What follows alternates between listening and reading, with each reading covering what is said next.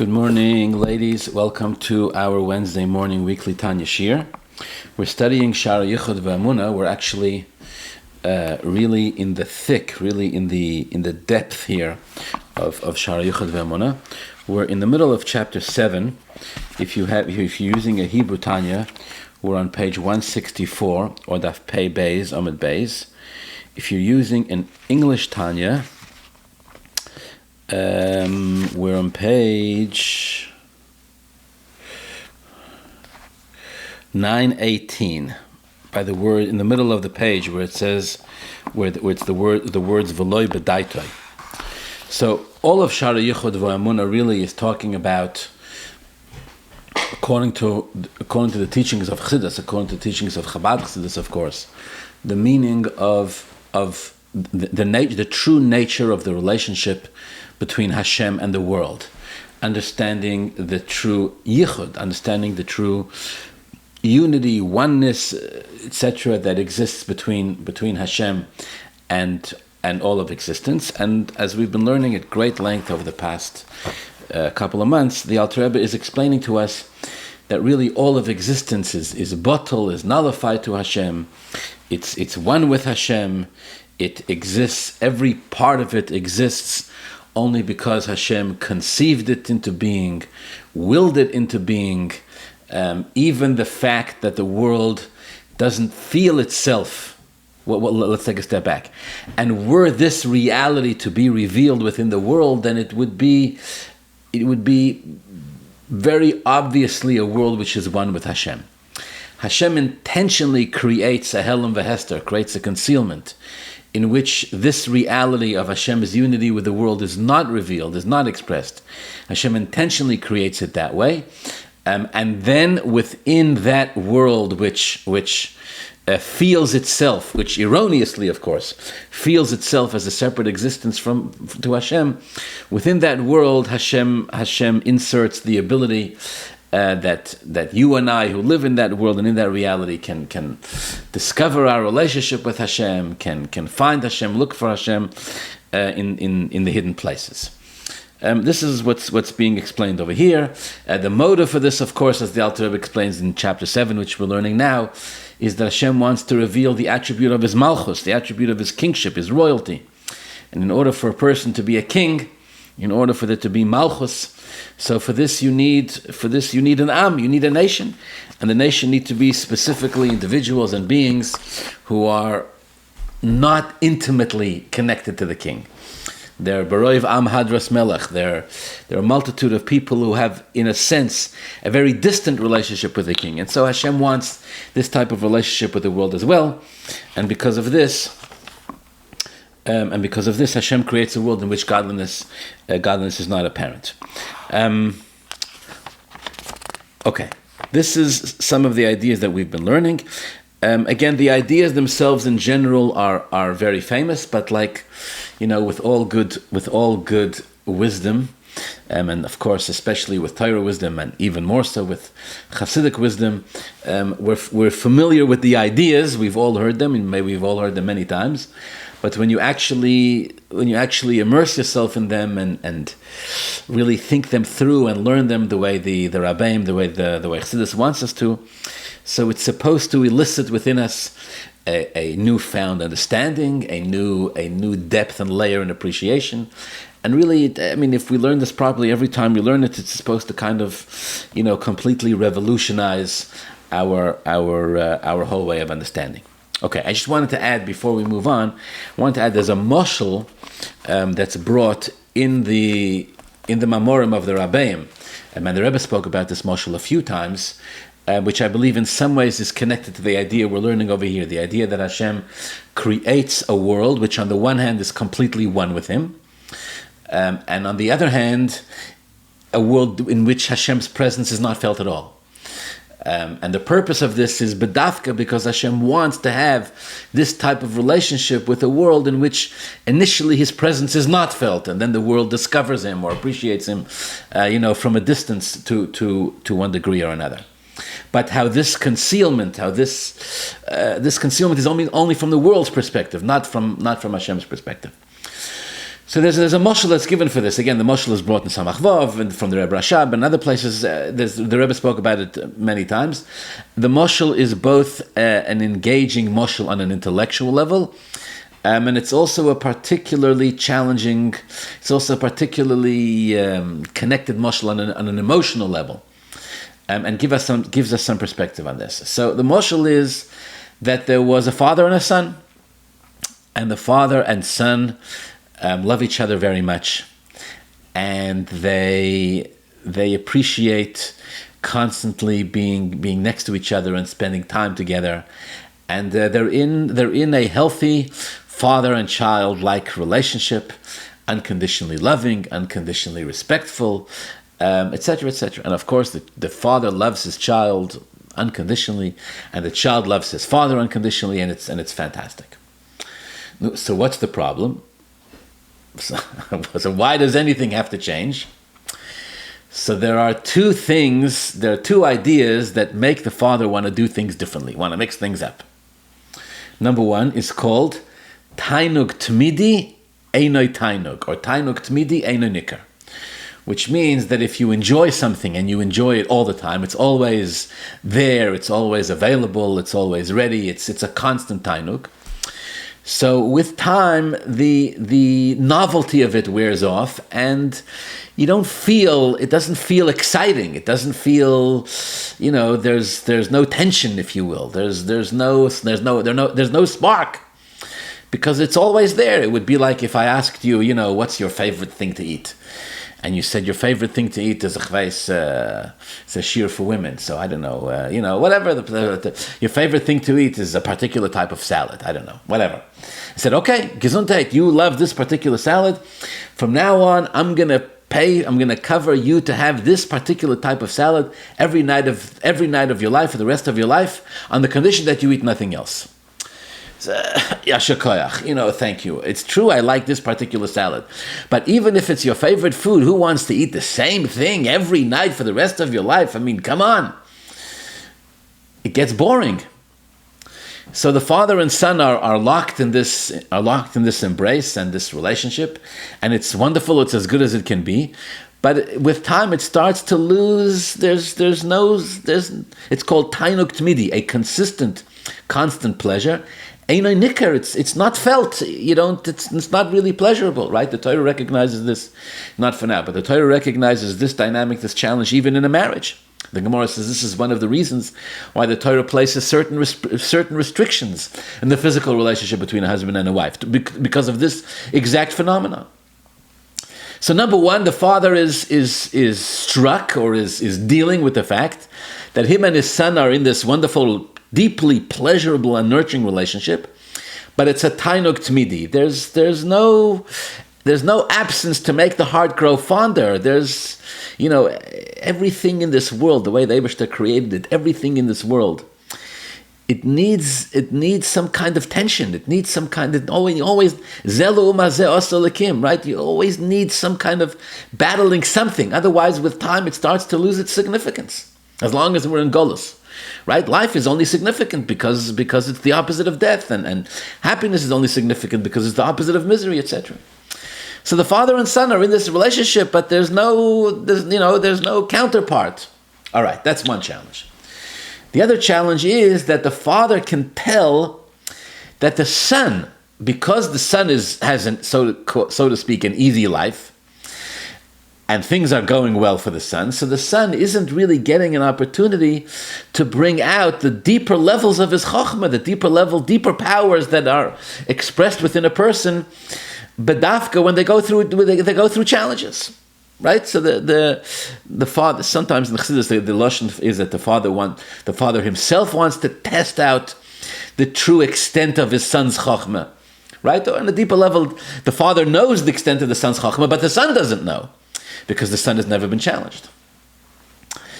So what does the father do to deal with these two challenges? Number one, the fact that their relationship is ongoing, tainuk tmidi, and number two, the fact that this child, has hidden levels of potential that have not been brought out.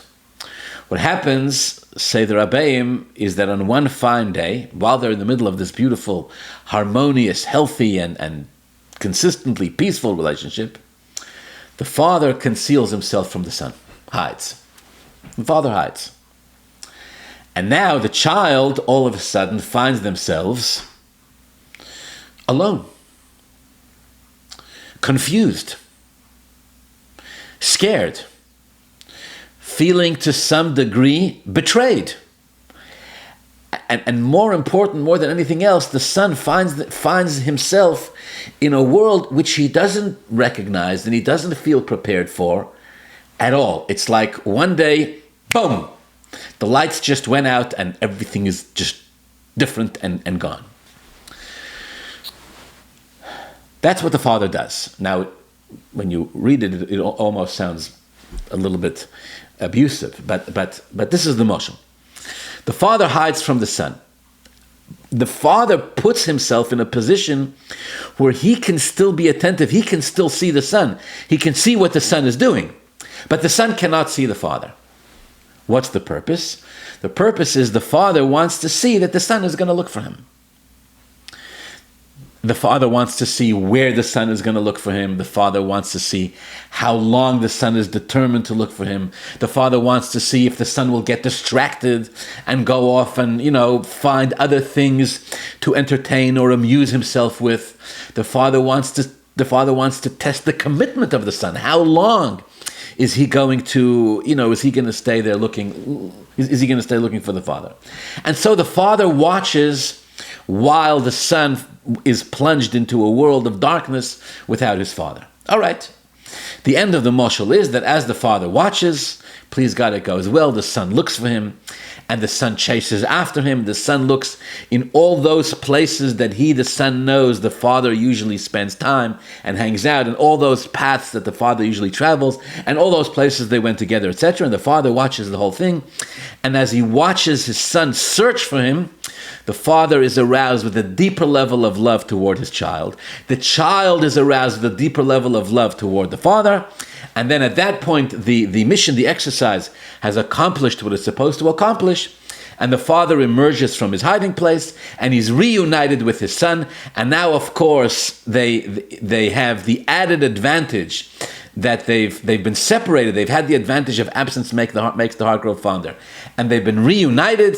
And now, of course, it's not a tainug tmidi. It's not a consistent, regular tainug, because the tainug has been seriously interrupted. And they're reunited with a much deeper and much more powerful connection and love between the two of them. This is the mashal. And of course, the mashal is in general a mashal for Golus. In general, it's a mashal for Golus. How the Yidden and the Eibishter were in the Beis HaMikdash, they were in a time of Geula, and everything was so wonderful, but it was a tainug tmidi. And so Hashem thrusts the Jews into Golus to see, to test them, to expose a deeper level of love between Hashem and the children, between Hashem and the Jewish people, because no matter how long the Jewish people are in Golus, they remain determined. They're constantly searching for Hashem. And when Hashem sees the true determination and love of the Yidden, so he comes out and he ushers in the era of Geula, and the Jews and Hashem are reunited in a much more passionate and higher way than it was before. All right, this is the mashal that's given.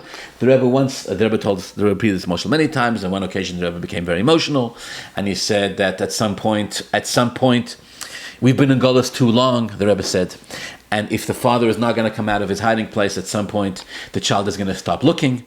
And we cannot blame the child for stopping to look because he's been in Golus for 2,000 years, etc., etc. Okay. But what I want to do is I want to apply the mashal on a very general level in some ways to the idea that Alter Rebbe is saying over here. That what Alter Rebbe is saying here is that from Hashem's perspective, the world is completely one with him. From Hashem's, this is important. From Hashem's perspective, the world is completely one with him. Nothing was created which is outside of Hashem or separate from Hashem. And even though we use the word creation, which is yesh me'ayin, all of that exists completely within the realm of godliness. And it has to exist within the realm of godliness because there's nothing else outside the realm of godliness. From Hashem's perspective. From the world's perspective, we feel ourselves like something separate. So it's like that mashal where the father hides from the child, where the father can see the child, but the child cannot see the father. And the purpose of it is not because now, when the father is hiding from the child, right? In that moment when the father is hiding from the child, so you have this like dual reality going on here.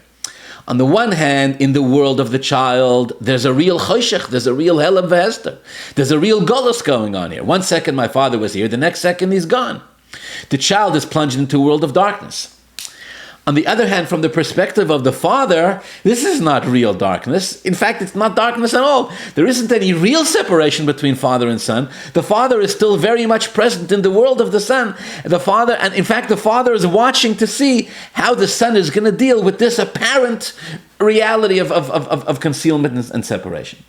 So basically, Chassidus says it's the same kind of idea when the Eibishter created the world. The Eibishter created both. A world in which the truth is, and from Hashem's perspective, it's clear that everything, that Hashem is present here 100%, and there's no concealment at all. And on the other hand, from our perspective, there is concealment, tremendous concealment, because Hashem wants to see, Hashem wants to watch how it is that we, the created beings, search for Hashem and do our best to expose and find Hashem in every element of creation, despite the fact that the world that we live in apparently is a world void of godliness. There's special tainug pleasure that Hashem has from watching His created beings who feel and who think they live in a world which is void of godliness, discover Hashem within the void and within the darkness. Okay, and so this becomes part of the motive of Hashem in creating the world in the first place, and that's why Hashem creates it, where although it's completely one with Him, it still appears as if it isn't. Okay, the last thing we learned last week, Wednesday, was the Chassidus, the Alter Rebbe explains, this is the deeper meaning of the pasuk, Ani Hashem, or Chassidus says, in Chassidus we read Ani Havaya, Ani Havaya Lo Shonisi. Again, talked about a lot in Chassidus. Ani Havaya Lo Shonisi. Hashem says, I have not changed. What does it mean, Hashem has not changed? Just like Hashem was the only existence before the world was created, just like Hashem was the only existence before the world was created, of course, because it was before the world was created, so nothing else exists. So too, Hashem says, I haven't changed. In exactly the same way, after the world was created, still nothing else exists besides for Hashem. Without any change, Hashem's essence hasn't changed at all. He was unique and He was alone before, and He is unique and He is alone after. The world, from Hashem's perspective, the world doesn't add anything. Okay. We're going to go from the words V'loi b'daitoi, and here the Alter Rebbe will deal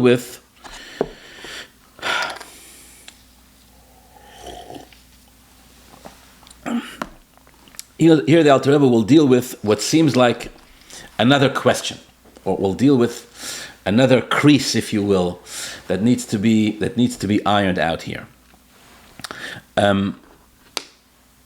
Again, I'll try to explain it, what Alter Rebbe is saying here.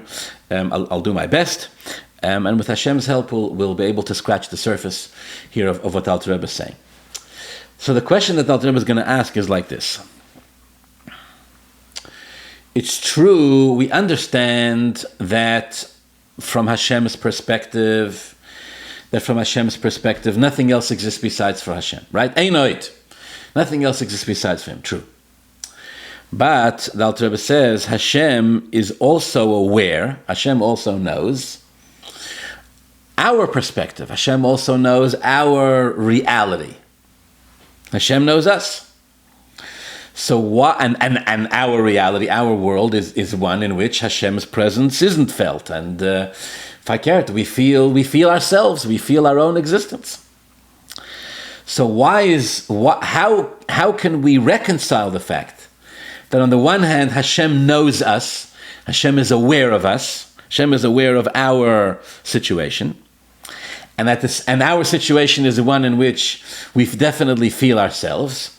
And at the same time, it's still true to say that Hashem hasn't changed at all. And exactly the same way He was before creation, so He is, just like He was the only thing that existed before creation, so He is the same thing that exists after creation, and nothing changed. Now, what do you mean nothing changed? Even if Hashem Himself hasn't changed, but He's become aware that we've changed. So how is that not some sort of change? If we go to the mashal of the Father and the Son, let's say from the Father's perspective, the Father is hiding from the Son. So from the Father's perspective, there's no golus. Right? From the Father's perspective, there's no golus. 100% correct. But the Father empathizes with the Son's perspective, and from the Son's perspective, there is a golus. So can you say nothing has changed? even if you want to say, the father says, I'm not any less connected to my child now than I was before, granted. But your son feels less connected now than he was before, right? Of course. And you're aware of what it is that your son is going through. So this question is in the word v'loi b'daito. In other words, we can understand why it's true that Hashem's essence hasn't changed, because from Hashem's perspective, everything is one with Him. Granted, but what about b'diyosei? What about Hashem's knowledge?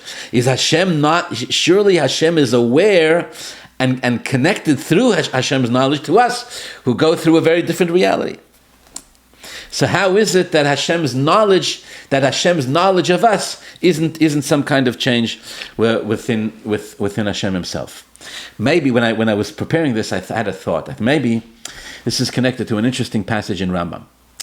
The Rambam talks about the famous question of Yediyah and Bechira, right? So Yediyah and Bechira means how can we reconcile the fact that on the one hand, Hashem, there's a master plan for everything. Right? All of existence, all of creation, all of history, everything goes according to the divine master plan. And on the other hand, we have free choice. How do you reconcile this? So the Rambam gives an explanation that, what do you mean? What do you mean the Rambam says free choice is part of Hashem's plan? This is what the Rambam says. It needs to be understood. This is what the Rambam says.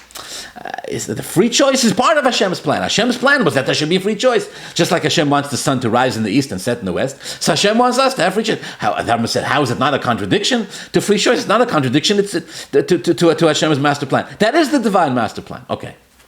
The next halacha says, all right, fine. It's part of the divine master plan. But Hashem knows what we're going to choose, right? So how do we reconcile that? How do we reconcile the fact that Hashem knows what we're going to choose and at the same time say we have free choice? What does Hashem know? If Hashem knows in advance, then how do we have free choice? So this very famous question, on this question, the Rambam Taka says there's no answer. We have no way of reconciling this intellectually. We have to just accept that this is the way it is, and that's the end of it. And the Rabbit argues with the Rambam, fine. But the Rambam says there's no way to understand. So I was wondering, maybe it's a similar kind of discussion over here. The Alter Rebbe is saying, look, Ani Avaya Lo Shnisi, Hashem says, I didn't change. Nothing, I didn't change. The world and everything, Hashem says, it all exists only according to my plan, only according to how I willed it. It's all one with me. All right, says the Alter Rebbe, granted. But what about B'daita? What about Hashem's awareness? What about the awareness of Hashem, that Hashem is very much, again, like in the mashal of the father and child, where the father is very much aware of what his child is going through? Can you say to the father can the father say, there's no difference between before I hit myself and after I hit myself? Even if the father wants to argue that he's just as connected to his son as he was before, he's aware that his son is not as connected. This is the question that the Alter Rebbe asks. Not only is it true to say when Hashem created the world that His essence hasn't changed, but not even His knowledge, nothing has changed in the knowledge of Hashem between before the world was created and after. How is that possible? After Hashem created the world, He's aware. Hashem knows that the world doesn't feel Him. So here are the words. Here are the words of the answer. The answer for this is given over a page and a half. We'll see how much we can get through today. But here's the Alter Rebbe's answer. Quote. Because Hashem's knowledge of all created beings comes through knowing Himself. Hashem knows Himself. How does Hashem know all the created beings? Through knowing Himself. Because everything comes from Him, and completely nullified to Him. And he quotes the famous Rambam, Rambam Zal, Shehu hayodeya, v'hu hayodua, v'hu hadeya atzmo, hakoil echad. Famous Rambam. So the Rambam says like this. The Rambam says, by a human being, when a human being knows something, let's say is aware of something, has a piece of knowledge, knows another human being, right? Reuven knows Shimon. Says the Rambam, when Reuven knows Shimon, there's three things. There is Reuven, let's say. There is, the Reuven is in the one who knows. There is Shimon, the one who's known. And then there is the Deyatzma, and then there is the knowledge itself. And it's three separate things. Right? Or even if a person knows an idea. So there's the person who knows the idea. There's the idea that the person knows, the known, right? The idea itself. And then there is the knowledge that connects the person to the idea. Three separate things. The person exists even if he doesn't know the idea. The idea exists even if the person doesn't know about it. And the knowledge connects the two. The knowledge is like a bridge that connects the person to the idea, or the person to the thing, or the person to the other person, whatever it is that the person knows. Says the Rambam, by the Eibishter, when we say the Eibishter knows the world, the Eibishter knows whatever it is that the Eibishter knows. The Eibishter knows me, the Eibishter knows you, the Eibishter has a master plan for creation, the Eibishter knows Olam Atzilus, the Eibishter knows swimming pools, whatever it is that the Eibishter knows. We cannot say that there is the Eibishter, the swimming pool, and the knowledge that connects the Eibishter to the swimming pool. We can't say that. Rather, the Eibishter himself is the one who knows. The Eibishter himself is the thing which is known, and the Eibishter is the knowledge himself that connects the two. Again, Shehu hayodeya, that he, the Eibishter, is the one who knows. V'hu hayodua, and he is that which is known. V'hu adei atzman, he's the knowledge itself. Hakoil echod, it's all one. But davar zeh, and this idea, this thing, says the Alter Rebbe, continuing to quote the Rambam. Ein koyach bepeh la'omroi, v'loi be'oizen l'shamoi, v'loi b'leiv ha'odam la'kiroi al buriyoi. This is not something that a human being can fathom or understand. The mouth doesn't have the power to say it, the ears don't have the power to hear it, and the heart doesn't have the ability to recognize this clearly. This is something which is divine. Ki HaKadosh Baruch Hu, because the Eibashter, Mehusay Vatzmusay, his essence, V'daitoi, and his knowledge, Hakoil Echod Mamash, it's all absolutely one, Mikol Tzadupino, from every side and from every angle, B'chol Derech Yichud, in every form, in every possible form of unity. V'ein Daitoi, and his Hashem's knowledge is not Davar Noisaf Al Mehusay Vatzmusay. His knowledge is not something additional to himself, K'moshu B'nefesh Adam, as it is by a person. Shedaita, that the knowledge of a soul is davar noisef al muhuso murkav ba. When a person knows something, right? So the person, the knowledge are not one. They're connected. They may be very deeply connected, but they're not one. It's two separate things. And even if they become united, it's murkav. Murkav means it's a grafting. It's two things that come together. Shaar, when a person learns or becomes aware of something, he had his mind, he had his intellect before he learned this particular thing. Before he learned and acquired this particular knowledge. And after he learned and acquired this particular piece of knowledge, now he has an additional level, an additional layer of knowledge in his soul. So this is something additional to his soul. And so it is day to day. The more a person lives, the more experienced we become, the more knowledge and wisdom we acquire. And the more we acquire wisdom, so it all becomes one with us. We go through life and we carry everything that we have with us. But the Alter Rebbe says with a human being, it's not true unity. Elo murkeves. It's a great word. Murkeves means it's grafted, it's synchronized, it's a culmination. A human being, or for that matter, everything that Hashem created is put together of many, many little details. In fact, you can dissect and analyze those. In every created being, you can dissect and analyze the details to infinity. You can cut it down smaller and smaller and smaller, and no matter how specific and how small you go, you can take it apart further. You can split the atom, and you can split that and split the electron, and you can keep going. That's because even if you say, but it's one table, but it's one chair, etc., it's called achdus murkeves, meaning unity which is combined of many different things. But with regard to the Eibashter, who achdus poshut blishum harkova v'tzad riboy klal. With regard to the Eibashter, the achdus, the unity, when we say Hashem is one, we don't mean that He's one because many different things have come together.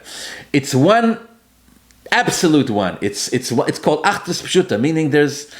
I'm going to give you an interesting, analogy for this. Maybe I gave it before, but an analogy that was given to us. But with Hashem, with Eibishter, it's Achdus Pshuta. It's unity, which is not a combination of a bunch of things that create unity, but it's unity. It's Achdus, called Achdus Pshuta. Even when we say Hashem's knowledge of things, even when we say Hashem's awareness of things, the knowledge of Hashem is not something additional. It's not like there is Hashem and there is His knowledge, right? We say Hashem is aware of created beings. When we say Hashem is aware of created beings, the created beings that Hashem is aware of and the awareness itself, it's all Achdus Pshuta. It's all absolute ultimate unity within Hashem. And so therefore, even the awareness that Hashem has of the created beings, this awareness is not adding anything to Hashem. We still say Ani Avai Lo Shnisi. Hashem says I haven't changed at all. It's all just me. Okay. This is what's written here. Again, the Alter Rebbe will explain a little more, but we'll continue reading inside next week. For now, I just want to make 2 points. So what's the difference, to try to explain? Number one, what's the difference between Achdus Morkeves and Achdus Pshuta, right? Unity which is synchronized unity, a unity which is a combination of many things coming together, or what we call Achdus Pshuta. So here's a shtickle, mashal for this, or whatever the case may be. So imagine a person comes to you and says, I need to borrow $4,000. You need to borrow $4,000. What do you need it for? I have to pay rent. Whatever. $4,000. Tell the person, listen, I trust you completely. I'm happy to lend you the money. The only problem is, I don't have $4,000 to lend you. How much do you have? $2,000. I'll lend you, tell the person, listen, I'll lend you $2,000. The other $2,000 you'll get from someone else, from somewhere else, whatever, or even if you don't get it from somewhere else, you'll give your landlord $2,000. You'll pay half the rent. I'm happy to lend you $2,000. You pay me back when you have time. Imagine the person looks at you and goes, you know something? Listen, I didn't come to you for $2,000. I came to you for $4,000. Don't waste my time. Either you have $4,000 for me or you don't. Imagine the person says that. Tell the person, first of all, it's a very ungrateful thing to say. Second of all, very rude. I'm trying to help you. You're shutting me out. And thirdly, it doesn't even make any sense. What do you mean you asked me for 4,000, give me 4,000 or nothing? 2,000 is half of 4,000. I'm giving you half. Go get the other half from somewhere else. Ask someone. You came to me. Go to someone else. No, imagine the person actually says, no, 4,000 or nothing. I'm shugana. 4,000 or nothing. I'm giving you half. I'm trying to make your life easier. No, 4,000 or nothing. That's a dreit. Meshugah from ganzen Cup. No good.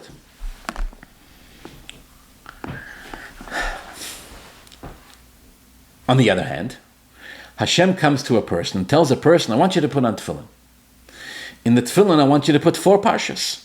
Shema, v'hoyeb, shemoya, kadosh li, and v'hoya kiviyacha. Okay. Now let's say the person is, God knows where, is in a place where he can't get tefillin. He can't get 4 parshas. He can only get 2. He can only get 2. Tells Rabbeinu Shalom, listen, Rabbeinu Shalom, Eibishter, here's the story. I don't have 4 parshas of tefillin. I have 2. Let me put on tefillin with 2 parshas. It's not everything you asked. You asked me for 4. I don't have 4. I only have 2. It's half. The Eibishter says, no. 4 or nothing.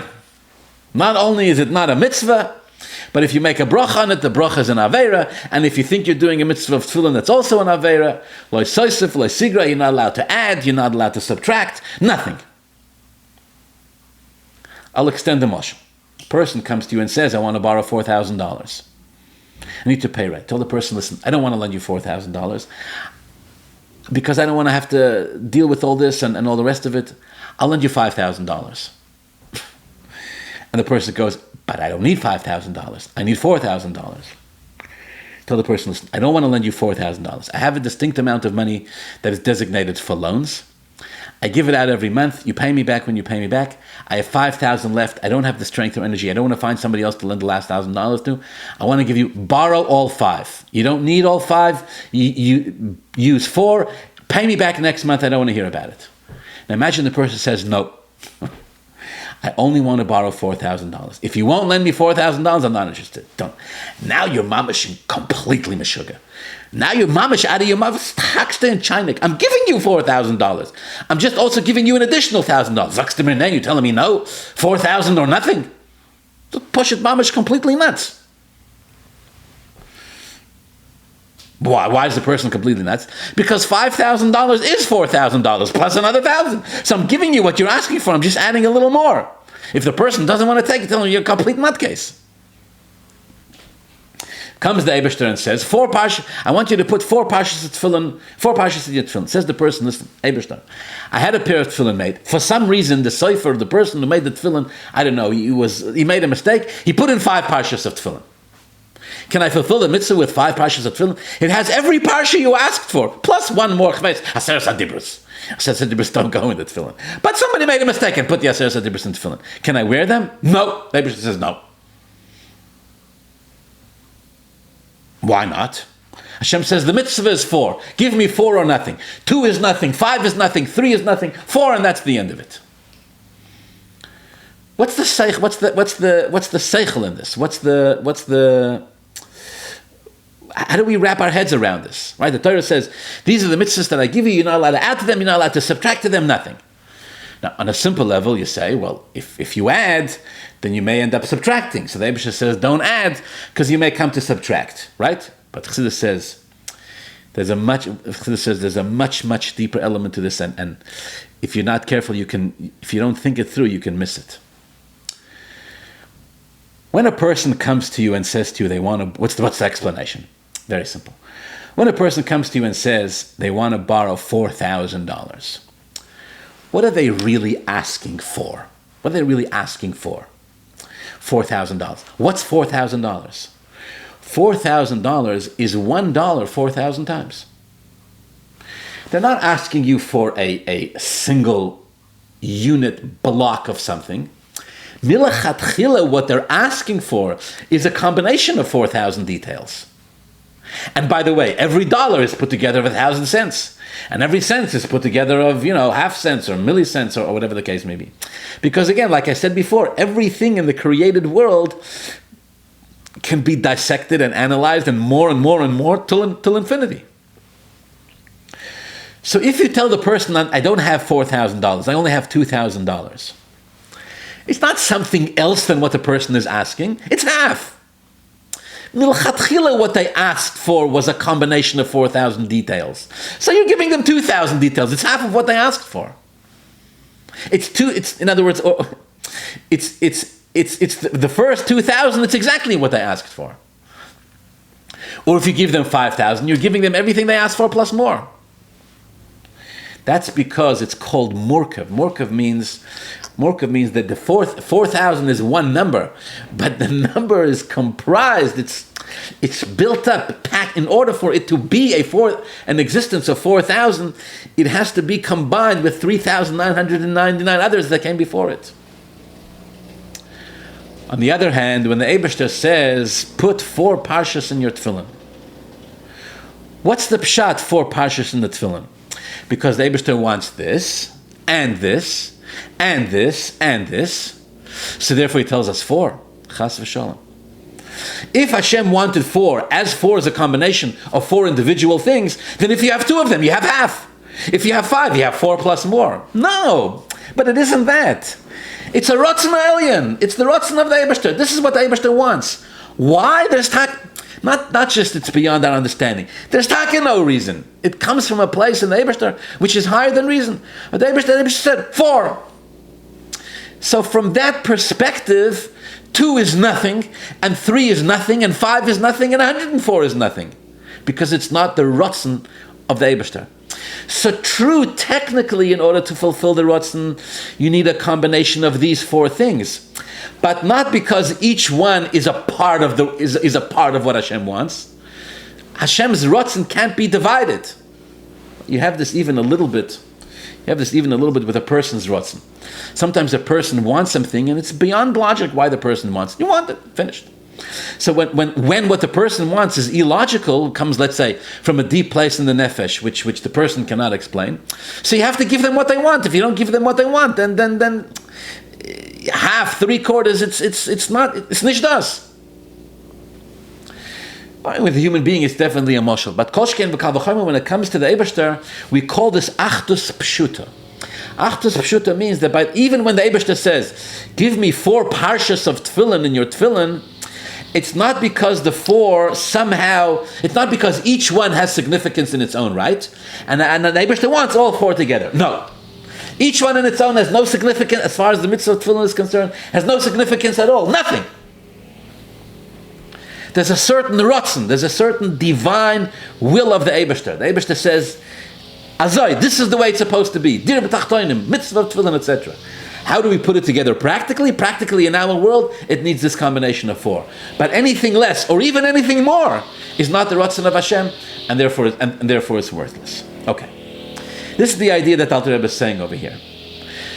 So Alter Rebbe is saying when we talk about why it is that the Eibishter's knowledge of creation, knowledge of the world, doesn't add anything to him, the reason for that is because, again, from Hashem's perspective, even his knowledge of the world is something that's experienced completely within himself. It's not achdus murkeves, it's not that the world exists and the world becomes one with him, but rather from Hashem's perspective, it's all him. And the second point I want to make, the way the Alter Rebbe words this, the exact wording here should not be lost on us. Quote, Ki biyedias atzmoi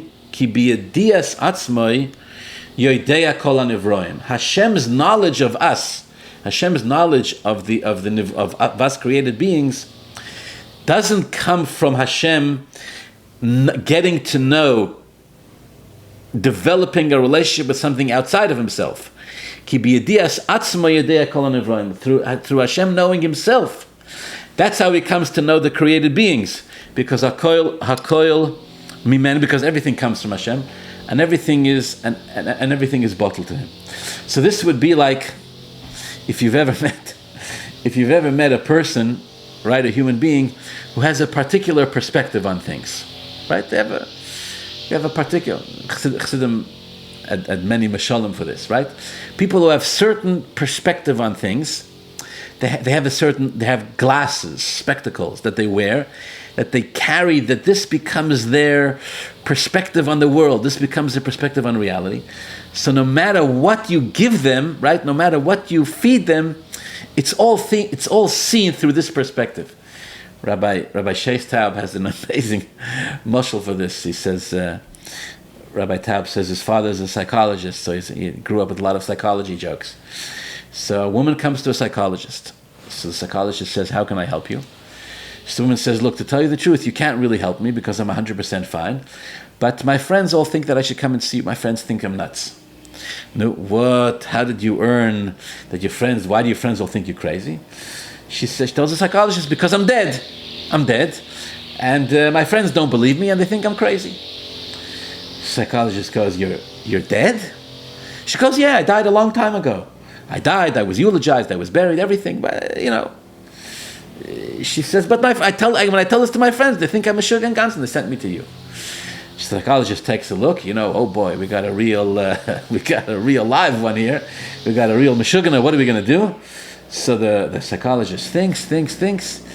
He says to the woman, tell me, do dead people bleed? And the woman goes, of course not, they're dead. Of course they don't bleed. So the psychologist gets an idea. He grabs from his pocket a pin. And before the woman can realize what happens, he grabs the woman's arm, or you can go to jail for this, but this is a moshel. He grabs the woman's arm and he gives her a tiny little prick, and a drop of blood comes out. And the woman looks at the drop of blood and she's experiencing real cognitive dissonance. She is carrying this belief around that she's dead, and she's looking at her arm and a drop of blood comes out. And she looks at the psychologist and she goes, oh my God, will you look at that? Dead people do bleed. Wow, I had no idea. In other words, it's a mashal. In other words, the person is stuck in a perspective so locked in that no matter what you give them, no matter what you present them, they're going to interpret it within the world of this perspective. You cannot shake it. So by a human being, this could be a machla. This could drive the person to the brink of insanity and beyond. A healthy human being has to be able to bend and be flexible and stretch as much as possible their own way of understanding, to see other people's perspectives, to see things that they themselves couldn't see until now, etc., etc. But when it comes to the Eibishter, the source of all existence and the source of all truth, the Alter Rebbe is basically saying, what do you mean? Nothing else exists besides for the Eibishter. You're going to tell me that the Eibishter created a world which feels itself as an existence? That also is part of the Eibishter. You're going to tell me the Eibishter is aware of a world which feels itself as an existence? Says the Alter Rebbe, B'yedias atzmoi yodea kol hanivroim. The Alter Rebbe, the Eibishter's knowledge of created beings, that also comes from within himself. That also comes from within himself. All right, so Tzipora is going to ask, because we're concluding this year, so Tzipora is going to ask, so how do we apply this to our lives? Right? The idea that Rabbi is saying the Eibishter's knowledge is one with him. It's not a synchronized unity. It's an ultimate unity, right? So how do we apply this to ourselves? How does this help us on Wednesday morning, the 28th day of Iyar, Tafshin Pei Daled, while our gardeners are mowing our lawns, and while we do carpool, and while we deal with tuition and medical insurance, etc., etc. How does this all make a difference in our lives? That Hashem and His knowledge are absolute one. So, I'll tell you what the Alter Rebbe wants here. Well, one of the many things that the Alter Rebbe wants here. Sometimes in life, when a person gets stuck, right? I don't mean they get stuck with something technical. I mean they get stuck with something deeply personal. If we cannot find a solution ourselves, what we do is we go to somebody else, a person with wisdom and experience, an objective person. We lay out the issue before them, and if the person if the person has the ability and the depth and the compassion, etc., then the person can help us. What's the most powerful thing that the person can do for us? They can give us a different perspective on ourselves. Through their eyes, through someone else's eyes, we can start to see ourselves differently. And this is one of the things that the Alter Rebbe wants here. What Alter Rebbe wants here is when we study a Perek of Tanya, and we study the Eibishter's perspective, of course, we'll never get to the Eibishter's perspective. The Alter Rebbe himself says, we cannot say it, we cannot hear it, we cannot understand it. But the idea is to make a dent in our own perception of ourselves, to start to see ourselves a little bit the way the Eibishter sees us. How does the Eibishter see us? The Eibishter sees us as part of himself. The Eibishter sees us as divine and powerful and unconditionally eternal, and completely without any limitations at all. The Eibishter sees every one of us as having absolutely no limitations at all. If the Eibishter himself was here, would there be any limitations? He could walk on water, he could split the sea, he could do everything. So to every Yid, every one of us, you and I, need to learn that we are not truly governed by the laws of nature at all. Now, this takes avodah, because we have to learn to see ourselves. Sometimes you see yourself through someone else's eyes. It can be very painful. If someone has a negative perspective on you, it can be very painful to see yourself through someone else's eyes. It can be life-changing to see yourself through someone else's eyes, right? You hear people talk about how they went and they stood in front of the Rebbe. Everybody talks about this. I stood in front of the Rebbe and he looked at me. The Rebbe looked at me, right? Most of us meet thousands of human beings through our lifetime. Every human being looks at me, but yet when people say, stand in front of the Rebbe, he looked at me. This is literally what people say. It felt like he looked through me, right? I felt like nothing else existed at the time that the Rebbe looked at me. What does it mean, the Rebbe looked at me? We'll never know what's going through the Rebbe's head. The pshat is that when the Rebbe looked at me, I was able to see that the Rebbe is looking at me. In other words, I saw myself for a second through the Rebbe's eyes. To see yourself through the Rebbe's eyes is even for 1 second, is life-changing forever. because the Rebbe carries the Eibishter's perspective that revolutionizes everything. So when we learn a Perek Tanya, we have to learn to see ourselves for a second, if but for a moment, through the Eibishter's eyes and say, Gewalt, we're not who we think we are at all. We're completely one with Hashem, and therefore we're not limited, and therefore we're not subject, and therefore we have nothing to be afraid of, and therefore we right, if we were real Hasidim, we would study this and take a l'chaim and start dancing because we're invincible. And then to carry that, like the 4 Parshas of Tefillin, then to carry that in every detail of our lives, and to communicate that to our loved ones and to our children, and that every Yid, every Chassid, every person who learns Chassidus needs to internalize this, that the Eibishter believes in us and sees us for what we truly are. We're divine, we're supernatural. Right? They said the college students once asked the Rebbe if it's true. They said, Rebbe, your Hasidim say about you that you can do miracles. Is it true? And the Rebbe said, just like this, the Rebbe said, every Jew can do miracles. By virtue of their neshama, every Jew can do miracles. We're not subject to the laws of nature. Have a wonderful week.